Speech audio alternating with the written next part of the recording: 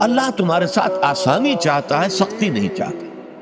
یہ اصل میں کیوں کہا ہے، اس کی وجہ سمجھ لیجئے۔ آج بھی آپ کو اپنے ہاں ایسے لوگ مل جائیں گے جن کا تقویٰ کا تصور اتنا غلط ہو گیا ہے کہ 104 درجے کا بخار ہے، روزہ چھوڑنے کو تیار نہیں۔ بھلے آدمیوں، اللہ نے تمہیں ایک رخصت دی ہوئی ہے تو خام خواہ اپنے اوپر یہ شدت کیوں لے رہے؟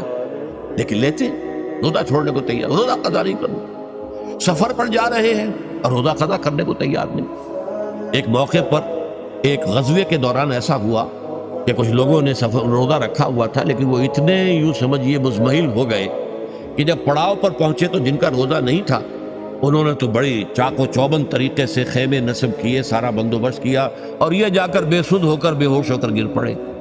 تو حضور نے فرمایا ان کو دیکھ کر، لیس من البر الصیام فی السفر، سفر میں روزہ رکھنا یہ کوئی نیکی کا کام نہیں ہے، یہ نیکی کا غلط